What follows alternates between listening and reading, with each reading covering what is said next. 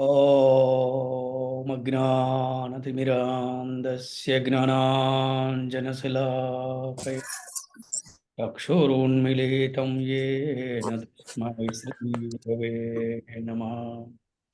श्रीचैतन्यमनोभीष्टं स्थापितं येन भूतले स्वयं रूपः कदा मह्यं ददाति स्वपदान्तिकम्। नमावो विष्णुपदाय कृष्णप्रेष्ठाय भूतले श्रीमते भक्तिवेदान्तस्वामिनिति नामिने। नमस्ते सरस्वती देवे गौरवाणी प्रचारिणे निर्विशेषा शून्यवादी पाश्चात्य सतारिणे। जय श्री कृष्ण चैतन्य प्रभु नित्यानंद श्री अद्वैत गदाधर श्रीवासादि गौर भक्त वृंद। हरे कृष्णा कृष्ण कृष्णा हरे हरे हरे राम राम राम हरे हरे। ओम नमो भगवते वासुदेवाय। ओम नमो भगवते वासुदेवाय। ओम नमो भगवते वासुदेवाय। ओम नमो भगवते वासुदेवाय। ओम नमो भगवते वासुदेवाय। ओम नमो भगवते वासुदेवाय। హరే కృష్ణ. ఈనాటి భగవద్గీత క్లాస్కు చేసిన భక్తులందరికీ కూడా ఆత్మీయ ఆహ్వానం పలుకుతున్నాము. హరే కృష్ణ. సో హరే కృష్ణ. ఈరోజు క్లాస్లో కోహోస్ట్ ఎవరు?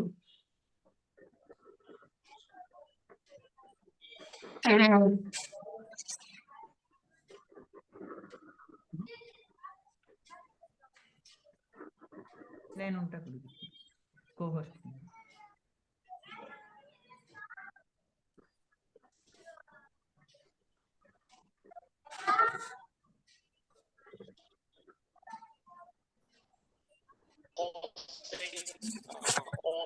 కోహోస్ట్ అంటే ఎక్కడ సౌండ్ రాకుండా క్లాస్ అంతా డిసిప్లిన్ ఉండాలి. అది కోహోస్ట్ చేయవలసిన మొట్టమొదటి పని అనమాట. అర్థమైందా? ఎవరిదైనా వాయిస్ వస్తుంటే ఎమ్మటే మీరు వారి దానికి వెళ్ళి మ్యూట్ చేయాలి. ఓకే. హరే కృష్ణ. నిన్న మనము 7వ అధ్యాయము 13వ శ్లోకం నుంచి నిన్న మనము 18 వరకు చెప్పుకున్నాము. ఈరోజు 7వ అధ్యాయము 19వ శ్లోకం నుంచి 20వ శ్లోకం వరకు మనం ఇవాళ చెప్పుకుంటాం. మనం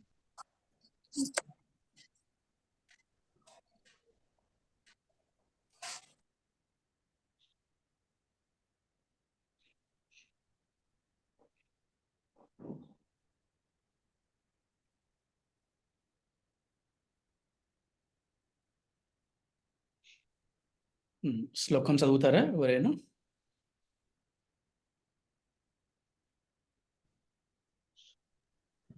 हरे कृष्ण प्रभुजी। హరే కృష్ణ మాతాజీ. बहूनां जन्मनामन्ते ज्ञानवान् मां प्रपद्यते वासुदेवः सर्वमिति समहात्मा सुदुर्लभः। हरे कृष्ण प्रभुजी। హరే కృష్ణ. ఎన్నో జన్మల ఆధ్యాత్మిక సాధన తర్వాత జ్ఞాన సంపన్నుడైన వ్యక్తి ఉన్నదంతా నేనే అని తెలుసుకొని నాకు శరణాగతి చేస్తాడు, శరణాగతి పొందుతాడు. అటువంటి మహాత్ముడు నిజముగా చాలా అరుదు. అంటే బహునాం జన్మనామం, ఎన్నో జన్మలు తప్ప అతను ఆధ్యాత్మిక సాధన ద్వారా జ్ఞాన సంపన్నుడయ్యి అంతా కూడా కృష్ణుడని తెలుసుకొని అతను కృష్ణుడికి శరణాగతి పొందుతాడు. అటువంటి మహాత్ముడు చాలా అరుదని చెప్తున్నారు అనమాట. 7వ అధ్యాయం 19వ శ్లోకం మీరు బుక్లో నోట్ చేసుకోండి. ఇది చాలా చాలా ఇంపార్టెంట్ శ్లోకం అనమాట. ఇది కృష్ణుని అర్థం చేసుకుంటాం అంత సులభమైన పద్ధతి కాదు. మనం నిన్న చెప్పుకున్న క్లాస్లో తెలుసుకున్న మనం 4 రకాల తరగతుల వారు అర్థం చేసుకోలేరు వారు. ఇంకో 4 రకాల తరగతుల వారు అర్థం చేసుకుంటారనమాట. అని తెలుసుకున్నాం. ఫైనల్‌గా ఒక కన్క్లూజన్ ఇచ్చారు శ్రీకృష్ణ భగవానుడు. నిన్న సెషన్‌లో ఏంటంటే, బహూనాం జన్మనామంతే జ్ఞానవాన్ మాం ప్రపద్యతే. వాసుదేవః సర్వమితి స మహాత్మ సుదుర్లభః. అంటే ఎన్నెన్నో జన్మల తర్వాత, ఆ జన్మలగా ఆధ్యాత్మిక సాధన తర్వాత, అది కూడా ఆధ్యాత్మిక సాధన ద్వారా కృష్ణుణ్ణి తెలుసుకుంటాం. శ్రీకృష్ణుడే దేవాదేవుడని, అన్నిటికి కూడా శ్రీకృష్ణుడే కారణమని, శ్రీకృష్ణుడే భగవంతుడని తెలుసుకున్న వ్యక్తి శరణాగతి పొందాడు. ఇది అర్జునుడిలాగా. ఏంటి? అలాగే మన ఇస్కాన్ ఫౌండర్ చరసల ప్రభుపదుల వారిలాగా, మన ఆచార్యులు వారిలాగా. అయితే అటువంటి మహాత్ములు చాలా అరుదంట. ఎస్, చాలా అరుదు. ఇది సెషన్ 41 ఈ శ్లోకంతో ముగిస్తుంది. 7 అధ్యాయం 19 శ్లోకంతో సెషన్ 41 అయిపోయింది. ఈ రోజు సెషన్ 42 స్టార్ట్ అవుతుంది. శ్లోకం చదవండి ఎవరైనా.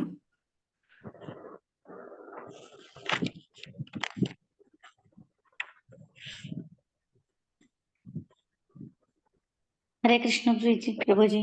హరే కృష్ణమ్మ. ममस्तैस्तैस्तर्षु तज्ज्ञानं ज्ञानः प्रपद्यन्ते अन्यदेवताः तं तं नियममास्ताय प्रकृत्या नियता स्वया। భౌతిక ప్రాపంచిక కోరికల చేత జ్ఞానము కొట్టుకోయిన వారు అన్య దేవతలకు శరణాగతి చేస్తారు. వారి స్వీయ స్వభావాన్ని అనుసరిస్తూ అన్య దేవతలను ఆరాధిస్తారు. దేవతలను ప్రసన్నం చేసుకోవటానికి ఆయా కర్మకాండలను ఆచరిస్తారు. ఈరోజు సెషన్ 42 నోట్ చేసుకోండి. సెషన్ 42లో 7వ అధ్యాయం 20 శ్లోకం నుంచి 25 వరకు శ్రీకృష్ణ భగవానుడు దేని గురించి చెప్తున్నాడు అంటే, ఇతర దేవీ దేవతలను ఆరాధిస్తే వచ్చేటటువంటి తాత్కాలికమైన ఫలితాలు ఏంటి, దానివల్ల వచ్చిన నష్టం ఏంటో కూడా ఈ ఒక్క సెషన్లో చెప్తున్నారు. మన సెషన్ 42కి పేరు పెట్టుకోండి. అన్ని దేవతలను ఆరాధించడం వల్ల వచ్చే ఫలితాలు ఏమిటి అనేది ఒక టైటిల్ పెట్టుకోండి. ఓకే. సో ఇక్కడ చెప్తున్నారన్నమాట. ఏ విధంగా అంటే, భౌతికమైన కోరికల కోసము అన్ని దేవతలు శరణాగతి పొందుతారు. అంటారన్నమాట, మాకు ఈ దేవుడు అంటే చాలా ఇష్టం అండి, మేము ఈ దేవుడే మేము చూస్తామని చెప్తూ ఉంటారు అనమాట. అన్య దేవతల్ని ఆరాధిస్తూ ఉంటారు. వారిని ప్రసన్నం చేసుకోవడం కోసం ఆయా కర్మకాండలను ఆచరిస్తారు. అది కర్మకాండ అంటే అందరూ అనుకుంటారు ఏదో చనిపోయిన వాళ్ళ దగ్గరికి చేసే కార్యాలు అనుకోబాకండి. కర్మకాండ అంటే ఒక కోరిక కోసం చేసే పూజని కర్మకాండ పూజ అంటారు అన్నమాట. అది అందుకని మనము ముఖ్యంగా ఈ గౌడీయ వైష్ణవ సాంప్రదాయము ఏంటి, ఈ ఇస్కాన్ వారు ఈ కర్మకాండాల పూజలు చేయరన్నమాట. ఏం చేస్తామంటే మనము శ్రీకృష్ణ ప్రీత్యర్థమే చేస్తాం మనం పూజ చేసినప్పుడు కూడా. అందుకని ఈ యొక్క దేవతలకి శరణాగతి పొందుతారు వాళ్ళు. వారు స్వభావాన్ని అనుసరిస్తూ అన్ని దేవతల్ని ఆరాధిస్తారు. ఒక్కొరికి ఒక రకమైన స్వభావం ఉంటుంది అనమాట. ఇది ఒక రాజకీయ నాయకుడు అతను ఎలక్షన్స్లో గెలవాలంటే ఈ పర్టికులర్గా ఒక దేవతకి యజ్ఞం చేయటమో, హోమం చేయటమో, యాగం చేసి అతను ముఖ్యమంత్రి, ఎమ్మెల్యేని, ఎంపీని అవుదాం అనుకుంటాడు అనమాట. ఇదేంటి, దేవతల్ని ప్రసన్నం చేసుకోవడం కోసం వాళ్ళు ఈ రకమైన కర్మకాండలను ఆచరిస్తారు అని ఇక్కడ శ్రీకృష్ణ భగవానుడు అర్జునుడికి తెలియజేస్తున్నాడు. ఇకపోతే 21వ శ్లోకంలో ఏం చెప్తున్నారో మనం చూద్దాం.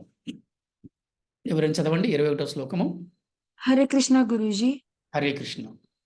यो यो यां यां तनु भक्तः श्रद्धयार्चितुमिच्छति तस्या तस्याचलं श्रद्धां तामेव विददाम्यहम्. భక్తుడు విశ్వాసముతో ఏ ఏ దేవతా స్వరూపాన్ని ఆరాధించాలని కోరుకుంటాడో ఆ భక్తుడికి ఆయా స్వరూపం మీదనే శ్రద్ధ నిలబడేటట్టు చేస్తాను అంటున్నాడు.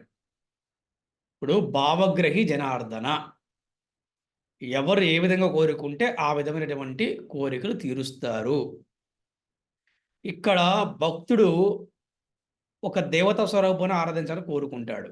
ఏ ఏ దేవత కావాలనుకుంటే గణపతి కావచ్చు, లేకపోతే ఇంకొక అమ్మవారు కావచ్చు, లేకపోతే ఇంకొకరు కావచ్చు, ఎవరైనా సరే అతను కోరుకుంటాడో ఆ స్వరూపం మీదనే శ్రద్ధ ఉండేటట్టు చేస్తాను అంటున్నాడు. ఎందుకంటే ఎందుకంటే కొన్నిసార్లు పిల్లవాడు నాన్నగారిని పదే పదే పదే పదే అడుగుతున్నాడు అనుకోండి, సరే పోరా, వెళ్ళరా ఒకసారికి 2 సార్లకి అని చెప్పి వదిలేస్తాడనమాట. అలాగే భగవంతుడు కూడా మనం ఎక్కువ సార్లు ఈ పలానా దేవతల స్వరూపాన్ని ఆరాధించాలన్నప్పుడు ఆ భక్తుడికి ఆయా స్వరూపం మీదనే శ్రద్ధ నిలబడేట్టు చేస్తానని చెప్పి ఇక్కడ చెప్తున్నాడు. నెక్స్ట్ శ్లోకం చదవండి. హరే కృష్ణ గురుజీ. హరే కృష్ణ. సా తయా శ్రద్ధాయ యుక్తస్య రాధనమీహతే లభతే చ తతః కామాన్మయే అవ విహితాన్ హీతాన్. ఇక్కడ మీరు మధ్య మధ్యలో బ్రేక్ ఇవ్వచ్చు మాట, అది ఈజీగా ఉంటుంది మీకు. ఇంకా స తయా శ్రద్ధయా యుక్త, ఇక్కడ ఆపవచ్చు. తస్యారాధనమీహతే, ఇక్కడ మీరు బ్రేక్. లభతే చ తతః కామన్మయైవ విహితాన్ హీతాన్, ఇలా చెప్పడం వల్ల మీకు ఈజీ ఉంటుంది అనమాట. మీ దగ్గర భగవద్గీత బుక్ను పెట్టుకోండి. కొన్ని మనకు నోరు తిరగపోయినప్పుడు కూడా అక్కడ చూసి చదవండి, చక్కగా ఈజీగా ఉంటుంది. ఓకే. శ్రద్ధ విశ్వాసము కలిగి ఉన్న ఆ భక్తుడు ఆ దేవతని ఆరాధించును మరియు కోరుకున్న సామగ్రిని పొందును. కానీ నిజానికి ఆ ప్రయోజనాలన్నీ సమకూర్చి పెట్టేది నేనే. ఇది చాలా చాలా ఇంపార్టెంట్, తెలుసుకోండి. ఇంతకుముందు శ్లోకంలో ఏం చెప్పాడంటే, విశ్వాసముతో ఏ దేవత స్వరూపాన్ని ఆరాధించాలని కోరుకుంటాడో అతనికి ఆమెకి ఆ భక్తులకి ఆయా స్వరూపాన్ని చదివిన బట్టి చేస్తాడంట. తర్వాత ఇప్పుడు ఏం చెప్తున్నాడు మళ్ళీ, ఈ శ్రద్ధా విశ్వాసం కలిగిన భక్తులకి ఆ దేవతను ఆరాధిస్తాడు కాబట్టి ఆ కోరుకున్న సామాగ్రిని పొందాడు, కోరికను పొందుతాడు. అంటే ధనం కావాలంటే ధనం కావచ్చు, లేకపోతే ఏది కావాలంటే అది వస్తుంది. నిజానికి ఆ ప్రయోజనాన్ని కూడా సమకూర్చి పెట్టేది నేనే అంటున్నాడు అనమాట. అంటే అదేంటండి, ఇప్పుడు మనము వినాయకుని పూజిస్తే కృష్ణుడు సమకూర్చడం ఏంటి, అమ్మవారిని పూజిస్తే కృష్ణుడు సమకూర్చడం అని చెప్పి ఒక డౌట్ రావచ్చు మీకు ఎవరికైనా. కానీ ఇక్కడ విషయం ఏంటంటే, ఇక్కడ ఒక ప్రాంతంలోని ఇప్పుడు ఒక ముఖ్యమంత్రి గనక మన రాష్ట్రానికి ఏదన్నా గనక ఒక ప్రాజెక్ట్ తీసుకురావాలంటే ఇతను ఎవరి దగ్గర అప్రూవల్ తీసుకుని రావాలి? సీఎం గారి దగ్గర, ప్రైమ్ మినిస్టర్ దగ్గర తీసుకొని రావాలి.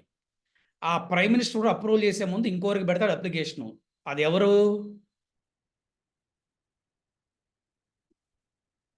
రాష్ట్రపతి. అర్థమైందా? రాష్ట్రపతి ఆమోద ముద్ర లేని ఇది కూడా ముందుకెళ్దనమాట. అంటే ఇక్కడ ఈ వినాయకుడైనా అమ్మవారైనా ఏ దేవతలైనప్పుడు కూడా వీరు మళ్ళీ భగవంతుడి దగ్గరికి వీళ్ళ ఫైల్ వెళ్ళవలసిందే. అంటే వీరు కూడా మళ్ళీ భగవంతుని ప్రార్థించవలసిందే. వీరికి కూడా శక్తి ఎక్కడి నుంచి వస్తుంది? భగవంతుడి నుంచే వస్తుంది. అందుకని ఆ ప్రయోజనాలు సమకూర్చిపెట్టేది నేనే అని చెప్పి శ్రీకృష్ణుడు చెప్తున్నాడు ఇక్కడ. చాలా క్లియర్గా చెప్తున్నాడు అనమాట. ఆ ప్రయోజనం సమకూర్చేది పెట్టేది నేనే అని చాలా చక్కగా ఇక్కడ వివరిస్తున్నాడు అనమాట. నెక్స్ట్ శ్లోకం చదవండి. హరే కృష్ణ గురూజీ. హరే కృష్ణ. అంతవత్తు ఫలం తేషాం తద్భవత్యల్పమేధసాం దేవేందే వయజో యాంతి మద్భక్తా యాంతి మామపి. హరే కృష్ణ గురూజీ. ఈ అల్ప జ్ఞానము కలిగిన జనులు పొందే ఫలము తాత్కాలికమైనది. ఇక్కడ చూడండి, చాలా మళ్ళీ క్లారిటీ ఇచ్చారు శ్రీకృష్ణ భగవానుడు. ఈ పొందే ఫలం ఏంటిది? తాత్కాలికమైనది. అది తాత్కాలికమైనది. దేవతలను ఆరాధించేవారు ఆయా దేవతల లోకానికి వెళతారు. అదే సమయంలో నా భక్తులు మాత్రం నన్నే చేరుకుంటారు. ఎందుకంటే దేవతల లోకానికి వెళ్ళిన వాడు మళ్ళీ తిరిగి జన్మ తీసుకోవాలి. కానీ కృష్ణలోకానికి వెళ్ళిన వాడు మళ్ళీ జన్మ తీసుకుంటాడా? లేదు గురూజీ. ఇక్కడ చాలా క్లియర్గా ఇచ్చారు శ్రీకృష్ణ భగవానుడు. అంటే ఒక దేవతను ఆరాధించటం వల్ల ఆ ఫలము తాత్కాలికమైనది. ఫర్ ఎగ్జాంపుల్, ఒక రాష్ట్ర ముఖ్యమంత్రి ఒక రాష్ట్రానికి ఒక రాజకీయ నాయకుడు ముఖ్యమంత్రి అవ్వాలని ఒక పెద్ద యాగం చేశాడు. ఈ యాగములో అతను అమ్మవారిని బాగా ప్రసన్నం చేసుకున్నారు. తప్పకుండా వాడికి ఆ కృప వలన ఏమైందంటే యాగం చేసిన ఫలితం వల్ల వాడు రాష్ట్ర ముఖ్యమంత్రి అయ్యాడు.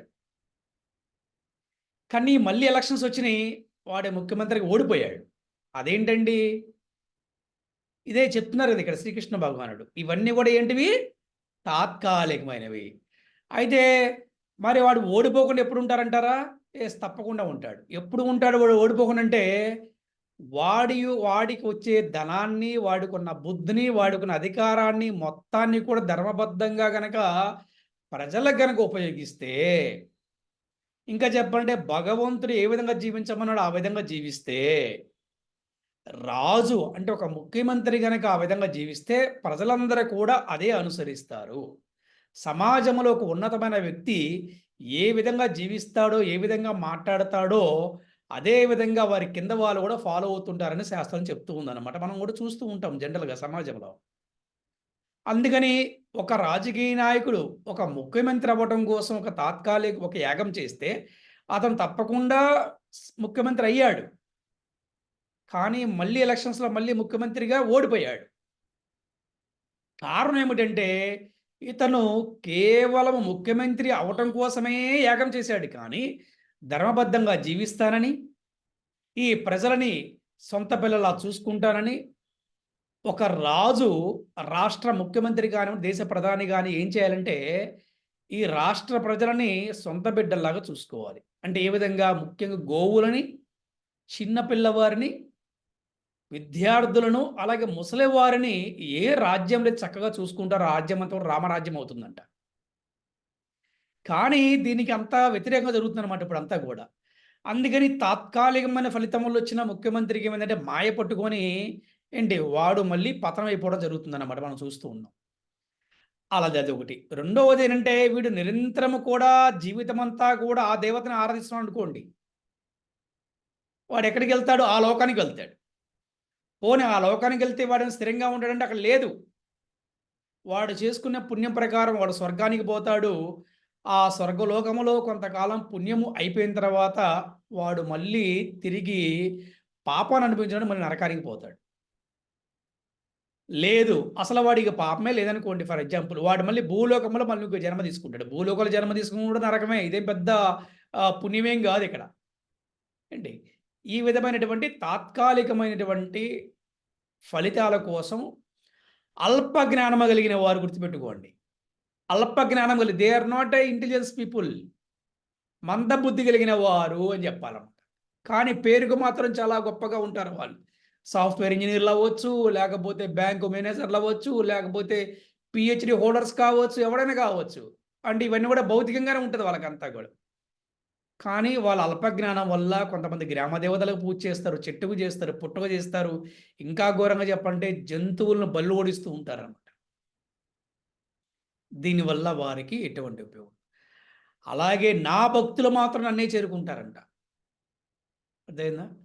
అది నా భక్తులు మాత్రం నన్నే చేరుకుంటారు. మీ అందరికీ ఒక ప్రశ్న, మనందరము దేవీ దేవతలను ఆరాధించి దేవతలోకానికి వెళ్దామా, లేకపోతే శ్రీకృష్ణుని ఆరాధించి కృష్ణలోకానికి వెళ్దామా?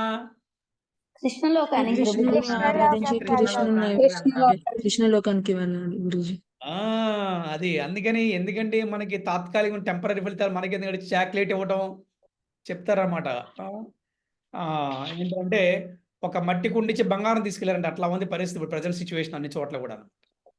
అదేవిధంగా వాడు ఇచ్చేది మట్టి కుండ తీసుకెళ్లి బంగారం అన్నమాట. అది అలాంటి ఫలితాలు అనేది మనకి అవసరం లేదన్నమాట. నెక్స్ట్ ఇంకా చదవండి.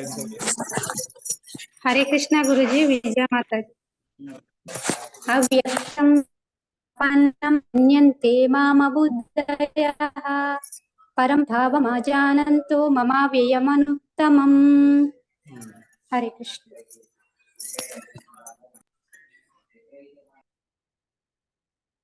పరమేశ్వరుడైన నన్ను శ్రీకృష్ణుడిని ఒకప్పుడు నిరాకార అవ్యక్తంగా ఉండి ఇప్పుడు ఒక రూపాన్ని తీసుకున్నానని అల్పజ్ఞానము కలవారు అనుకుంటారు. అక్షరమైన సర్వోత్కృష్టమైన ఈ నా యొక్క సాకార రూపాన్ని వారు అర్థం చేసుకోలేరు. చాలామంది అనుకుంటారో భగవంతుడికి ఆకారం లేదు, భగవంతుడి రూపము లేదు అని చెప్పి అనుకుంటారు. ఇంకొంతమంది ఏమనుకుంటారంటే శ్రీకృష్ణుడు గొల్లవాడండి, శ్రీకృష్ణుడు యాదవుడండి, అరే మనం బ్రాహ్మణమండి, లేకపోతే మనం పలానా కులానికి చెందిన వాళ్ళం, మనం ఏంటండి గొల్లని పూజించడం ఏంటండి, మనం ఏంటండి ఆవుదని పూజించి అనే కొంతమంది అజ్ఞానులు ఉన్నారన్నమాట. ఇది కూడా వాడికి అజ్ఞానమే. ఎందుకంటే శ్రీకృష్ణ భగవానుడు కేవలం ద్వాపరయుగంలో వచ్చినటువంటి శ్రీకృష్ణుడే కాదు. ద్వాపరయుగంలో శ్రీకృష్ణ భగవానుడు వచ్చాడు. ఇక్కడ మనం తెలుసుకోవాల్సింది ఏంటంటే కానీ శ్రీకృష్ణుడు కేవలం ద్వాపరయుగానికి చెందినవాడే కాదు. ఈ విషయం తెలుసుకోవాలి. దీనికి మనకేం చెప్తుంది శాస్త్రం అంటే భగవంతుడు రూపం ఉన్నది, ఆ రూపము శాశ్వతమైన రూపము. ఆ రూపం పేరేంటి మన క్లాస్లో ఎవరైనా చెప్పండి. నీలిమేఘ శ్యామ సుందరుడు. నోట్ చేసుకుని ఎవరన్నా బుక్లో రావాలనుకుంటే పేరేంటి? నీలిమేఘ శ్యామ సుందరుడు. ఒక శాశ్వతమైన రూపం ఉన్నది ఆయనకి. అక్కడి నుంచి అంటే గోలోకము నుంచి భగవంతుడు ఎవరు? శ్రీకృష్ణుడు. నీలిమేఘ శ్యామచంద్రుడు ఎవరు? నీలిమేఘ శ్యామచంద్రుడు శ్రీకృష్ణుడే. ఇంకెవరైనా వర్ణం ఉందా? ఆ విధమైన వర్ణానికి ఎవరు ఉన్నారంటే లేరు. నీలిమేఘ వర్ణం ఎవరు? శ్రీకృష్ణుడే.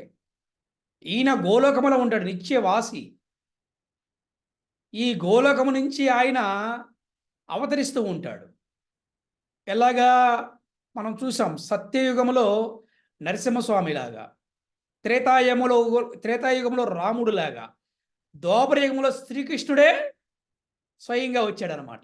అందుకే మీకు శ్రీకృష్ణుడికి అంతటువంటి ఫాలోయింగ్ పెరిగిపోయిందనమాట. అంటే భగవంతుడే స్వయంగా వచ్చేసాడు. ఎక్కడ?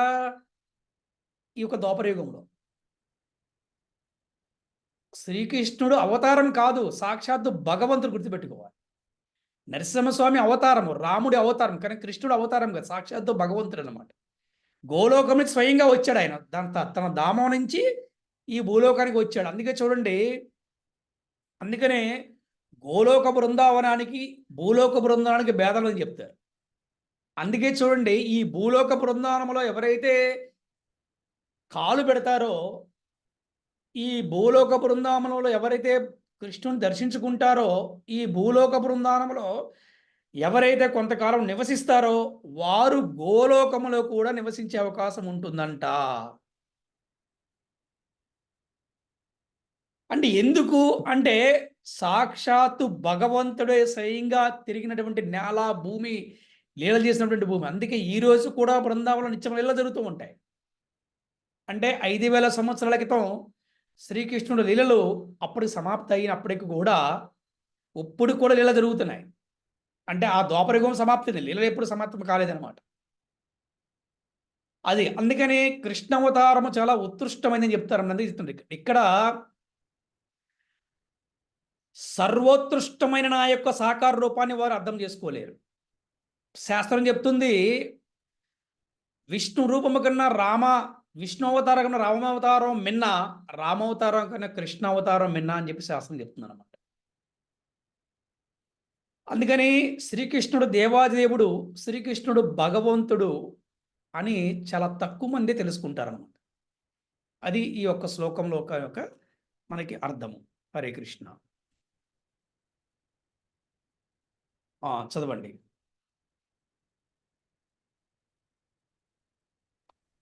హరే కృష్ణ ప్రభుజీ. హరే కృష్ణ. నాహం ప్రకాశః సర్వస్య యోగమాయా సమావృతః మూఢోయం నాభిజానాతి లోకో మామాజమవ్యయం. నా యోగమాయా శక్తి ద్వారా కప్పబడి ఉన్న నేను అందరికీ గోచరించను.